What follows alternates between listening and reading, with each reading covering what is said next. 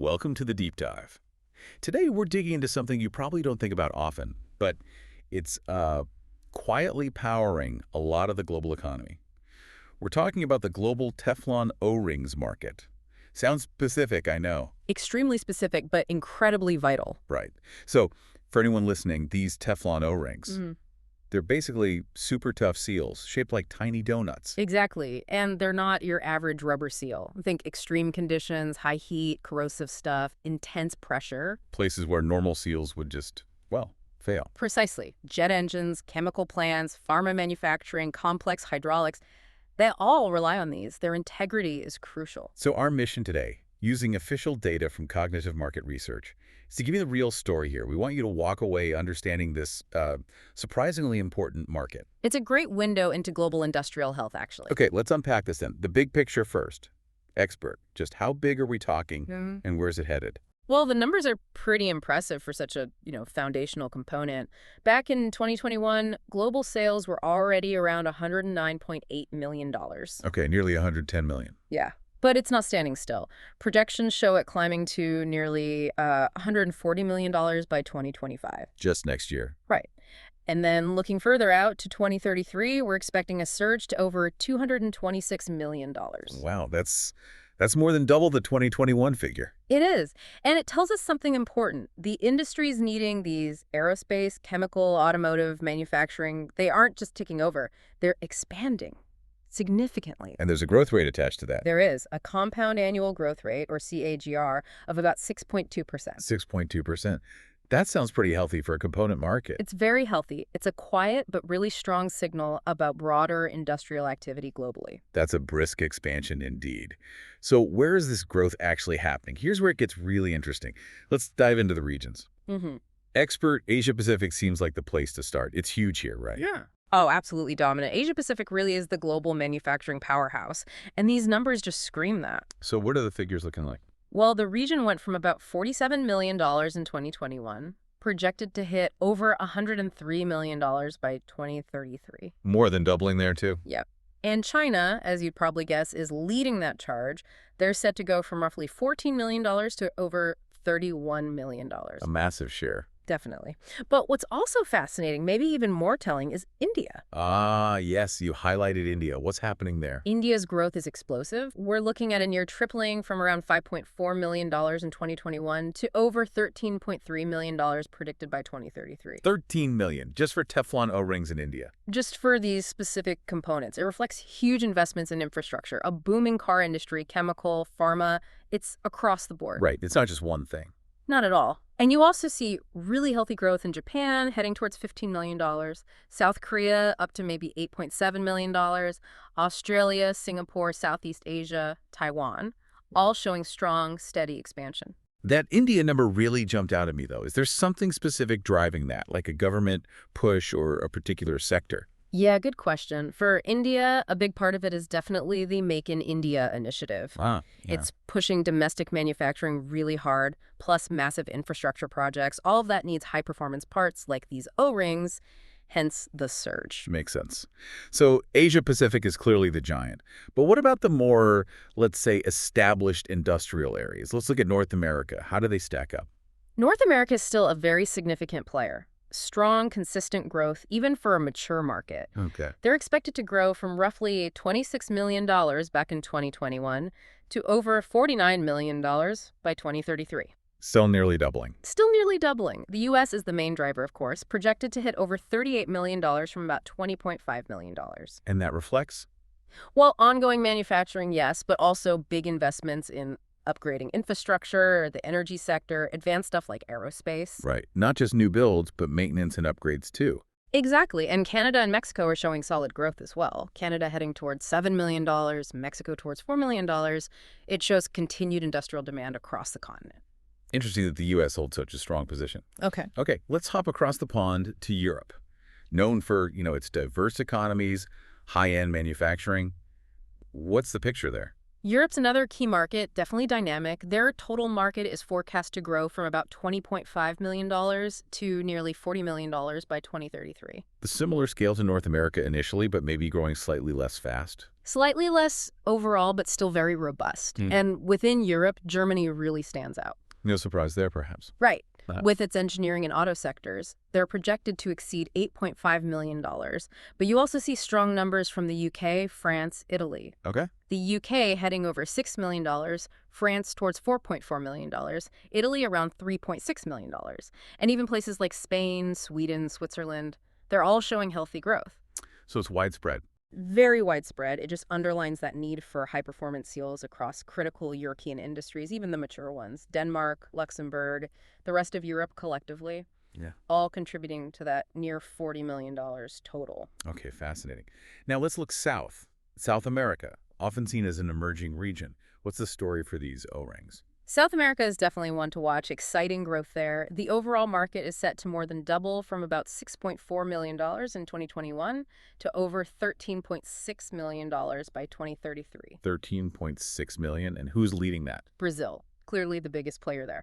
Their market's predicted to grow to about $4.7 million, Okay. which points to, significant industrialization, infrastructure work, maybe oil and gas sectors growing too. And others in the region? Argentina is showing strong growth, heading towards $2.7 million, Colombia towards $2.3 million, Peru, Chile, they're all on a clear upward path. It paints a picture of industrial bases maturing and expanding across the continent. Right, needing more of these robust components. Okay, from South America, let's shift to the Middle East, another region undergoing huge economic changes. What did Teflon O-rings tell us about their industrial path? The Middle East shows a particularly strong growth trajectory. It's expanding from roughly $5.8 million in 2021 to projected over $12.2 million by 2033. Again, more than doubling. Yes, and this growth is very telling. Saudi Arabia is a major player, set to nearly triple its market to $3.4 million. Wow. Turkey's also significant, heading over $2 million. The UAE, Egypt, Qatar, all contributing strongly. And is this just oil and gas, or? No, that's the key thing. It aligns perfectly with their big push for economic diversification. Right, moving beyond oil. Exactly. Huge investments in petrochemicals, advanced manufacturing, massive infrastructure projects, all things that need components designed for tough conditions like these O-rings. So the O-ring demand is like a little indicator of that bigger diversification strategy. It really is, yeah. A very concrete indicator. Okay, last stop on our world tour, Africa, often talked about for its potential. What's the story here? Africa starts from a smaller base, obviously, but it's showing significant percentage growth. The market's projected to more than double from around $4 million in 2021 to over $8.5 million by 2033. 8.5 million. And any standouts? South Africa definitely stands out. Its market is forecast to jump from $1.6 million to over $3.7 million. Okay, why South Africa particularly? It reflects its more established industrial base compared to some neighbors, plus ongoing mining and infrastructure work. Nigeria is also notable, heading towards $1.3 million. And the rest of Africa. The rest of Africa combined makes up a growing share too, heading towards $3.5 million. While the absolute numbers are smaller than, say, Asia, this growth is really important. Why that? Because it reflects the developing industrial landscape across the continent. Infrastructure projects are getting more sophisticated, creating new demands for these kinds of high-performance essential components. So we've circled the globe looking at these little Teflon rings.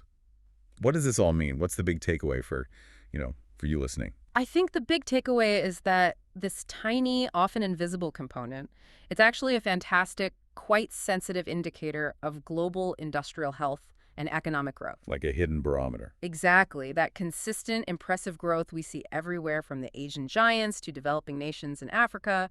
It highlights ongoing investment, yes, but also the absolute necessity of reliable parts in critical industries. Industries that run our world, basically. Pretty much. It shows this hidden web of demand connecting economies everywhere, all needing these specialized parts to keep the machinery humming. Which leads us to a final thought for you to chew on. If something as seemingly small as a Teflon O-ring can reveal these huge interconnected global trends, what other invisible industries or niche markets are out there, quietly shaping our world? And what surprising insights might they hold for how you understand the global economy? Something to think about until our next deep dive.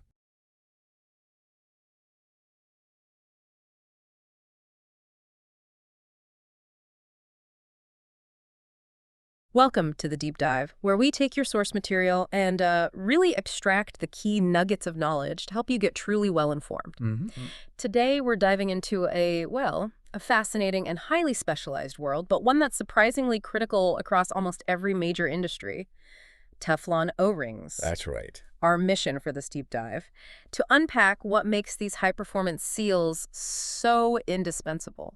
Yeah, and also what holds them back sometimes. Exactly. The unseen challenges limiting maybe broader adoption and, what the future might hold for this niche but really vital market. It's a perfect example, actually. A seemingly tiny component having these huge implications across complex industrial systems. Right. So we'll be looking at the key drivers, the restraints, the trends, all drawing directly from the insights in our source material. Okay, let's get into it.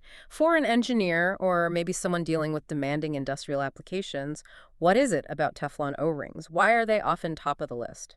Well, the core appeal, what really makes them stand out, is their extraordinary chemical inertness. Inertness. Okay. Yeah, and their thermal stability, plus they're very non-reactive. Imagine a substance so unreactive it's almost invisible to the harshest chemicals. That's PTFE. Wow. It means basically no leaching, no degradation, and critically, no contamination of whatever fluid is involved. Which you wouldn't get from standard rubber seals. Not to the same degree, no. It's just superior to traditional elastomers in many, many of the most aggressive environments you could think of.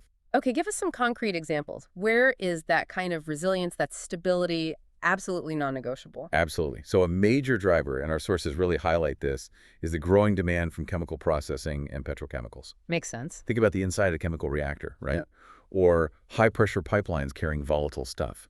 Or complex fluid systems in refineries. Yeah, high stakes. Very high stakes. And regions like the Middle East, Asia Pacific, they're investing heavily in petrochemical infrastructure. That fuels demand for seals that just cannot fail when exposed to corrosive agents. And it's not just about the chemicals, right? You mentioned other advantages. That's right. It goes way beyond just chemical resistance. Teflon, or PTFE, Yeah. it can resist temperatures up to incredible 260 degrees Celsius. 260 C. Wow. But it's not just about surviving the heat. It's how it keeps its shape and sealing force while under load at those temperatures. Ah, okay. So it doesn't sort of melt or deform easily. Exactly. Unlike other materials that might soften and deform permanently over time, they call it creep or cold flow, PTFE largely avoids that. Okay, creep or cold flow. Good to know. Which makes it indispensable for long-term high-pressure situations where, seal integrity is everything. Plus, it has ultra-low friction. Low friction, too. Yeah, so all these things make it ideal for mission-critical uses in pharmaceuticals, food processing, even semiconductors. Anywhere you need clean, durable, long-lasting seals for purity and performance. Okay, this is where it gets really interesting for me, the sort of broader industrial impact. How do these specialized seals link up with the growth of huge sectors like automotive, especially EVs and aerospace? Yeah, the growth there is definitely accelerating the use of Teflon seals. Think about the tough environments inside an electric vehicle's battery cooling system, Right, got to keep those cool. or the complex hydraulics and fuel systems in, say, the latest aircraft. Teflon seals give you that crucial stability and long life under really extreme pressure and temperature. So as EV production ramps up. Exactly. And next-gen aircraft, too. The role of these advanced sealing technologies is just set to expand even further. They're kind of underpinning the reliability of these complex machines. Okay, but like any market, especially one driven by such tough applications, there have got to be challenges. For all their strengths, what's holding Teflon O-rings back from even wider use? Well, the first big hurdle, and it's a common one in high-performance materials, is the high initial cost and also their limited elasticity. Okay, cost. That makes sense. Yeah, the price tag on a Teflon O-ring can definitely make an engineer pause. They are considerably more expensive up front than your standard rubber seal. But is that the whole story? No, not really. And our sources point this out. You have to look at the total cost of ownership. Ah, okay. So the upfront cost versus long-term value. Precisely. That initial investment often pays for itself, sometimes many times over, because you get less downtime, fewer maintenance cycles. And crucially, avoiding failures. Exactly. Avoiding those catastrophic failures that can happen if a cheaper seal degrades. It's that classic trade-off. Invest in reliability up front or risk much higher costs down the line. You also mentioned limited flexibility. What does that actually mean for, someone listening who might be designing something? What are the practical issues? Right. So when we talk about limited flexibility, it really connects back to that cold flow or creep phenomenon I mentioned. Okay, the permanent deformation thing. Yeah. Teflon has a tendency to deform permanently under constant pressure, unlike, say, a rubber O-ring that springs back to its original shape. Like an elastic band? Sort of, yeah. A Teflon O-ring might slowly flatten out. This can lead to a loss of sealing force over time. Which is bad if things are moving or pressure changes. Exactly. Especially in dynamic systems where pressure fluctuates or there's movement across the seal face, it can potentially cause performance issues, maybe even leaks, which is obviously critical in precision environments. Okay. And beyond the material properties themselves, are there challenges in actually making these things? Yes, absolutely. The complexity of actually processing and machining Teflon is another significant restraint. How so? Well, unlike elastomers, which are often moldable and more pliable, Teflon needs specialized cutting and fabrication techniques. It's quite a rigid material. So more complex manufacturing. Yeah, it extends production timelines and definitely drives up the overall manufacturing costs. Plus, it's inherently difficult to mold or bond Teflon into really intricate shapes. So maybe not ideal for tiny consumer electronics or complex parts. Right. It makes it less feasible for very high volume production or for small scale consumer devices where you might need complex molded geometries. This brings up a key question then. With these cost and manufacturing points, is anything else starting to compete effectively? Are there strong alternatives emerging? That's a really crucial point. Yeah. Yes, growing competition from other advanced elastomeric materials is definitely a hurdle for Teflon. What kind of materials are we talking about? High-performance fluoroelastomers, think materials like FKM or FFKM. These are essentially very high-performance synthetic rubbers. Okay. And also thermoplastic elastomers, TPEs, which kind of blend the properties of plastics and rubber. And how do they compare? What makes them competitive? Well, unlike PTFE's more rigid crystalline structure, these alternatives often have a more elastic, sometimes cross-linked polymer chain. So they bounce back better. Exactly. They generally offer superior compressibility and rebound. That makes them fantastic for dynamic seals, where Teflon's rigidity, its tendency to creep, can be a drawback. So they fill a gap. They really do. They offer a compelling middle ground. You often get excellent chemical resistance, maybe not quite PTFE level in extreme cases, but very good, plus better compressibility and often better cost efficiency for a whole range of tough but not necessarily extreme scenarios. So they're squeezing Teflon's market share a bit? Yeah, these materials are increasingly replacing pure Teflon in more standard, albeit still demanding, applications. So it does effectively squeeze the market share for those pure PTFE O-rings in some areas. Okay, so if we look ahead then, what does all this mean for the future of Teflon O-rings? What are the key trends shaping where this market is going? Well, there's a very clear shift towards high-precision, custom-engineered sealing solutions. Customization, okay. Yeah. As industries demand tighter tolerances, even longer service life, very specific performance characteristics, Teflon O-ring producers are having to innovate pretty rapidly. How are they innovating? What does that look like, on the ground? They're investing heavily in things like improved CNC machining, computer-controlled cutting, to get incredibly tight tolerances. Precision matters. Absolutely. Enhancing quality control for ideally zero-defect production, and maybe most interestingly, developing hybrid materials. Hybrid, what does that involve? It means combining the inherent strengths of Teflon, that chemical and thermal resistance, with things like reinforced cores or specialized coatings. So blending materials to get the best of both worlds. Pretty much. It allows them to offer solutions tailored for very precise, often quite unique, needs where maybe pure PTFE alone wouldn't be the perfect fit. Interesting. What about the environmental angle? Is sustainability becoming a factor? Teflon is known for being durable, but not exactly biodegradable. Right. Sustainability is definitely getting more attention, and it's a complex picture for materials like PTFE, Because it lasts so long. partly. While Teflon itself isn't easily biodegradable, manufacturers are exploring more eco-friendly production practices. Things like reducing waste during the machining process, which can be significant, and developing recycling initiatives. Although recycling PTFE is challenging, it's about reducing the overall environmental footprint of these components. So efficiency and waste reduction are a key. Exactly. Waste reduction strategies, energy-efficient processing. These are becoming a more important part of the value proposition, especially for companies that are really prioritizing their own green initiatives. And it sounds like the suppliers themselves are changing how they operate too, adapting their business models. Are they working more directly with the end users? Yes, that's definitely happening. There's growing traction in OEM partnerships and highly specialized industrial applications. OEM partnerships. Yeah, original equipment manufacturers. So Teflon O-ring suppliers are working much more closely, collaboratively with companies in aerospace, pharmaceuticals, The semiconductor. really demanding sectors. Right, to co-develop customized sealing solutions that fit very specific, often very challenging performance environments. So it becomes more of a bespoke solution. Exactly. This collaborative approach really solidifies PTFE's indispensable role in those precision-critical industries. It ensures it remains the go-to material for the really tough jobs. Okay, so let's try and bring all these threads together then. We've taken this deep dive into Teflon O-rings, looked at their incredible chemical and heat resistance that puts them right at the forefront of industrial sealing, The real high-performance end. but also balance that with the realities of their costs, the manufacturing complexity, that cold flow issue, Right, the trade-offs. and the fact that there's rising, quite sophisticated competition now from other advanced and hybrid materials. Yeah, the landscape is definitely evolving.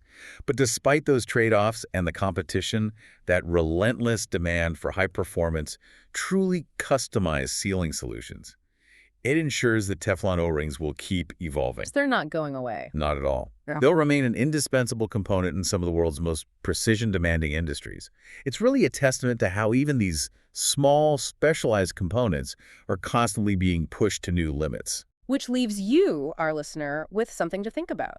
In your own field, your own industry, what seemingly small or highly specialized component, maybe something often overlooked, is actually a critical linchpin for much larger, more complex systems. Yeah, that's a great question. And how might its own evolving characteristics, or perhaps the emergence of new alternatives, reshape its future and, by extension, the future of the broader industries it serves?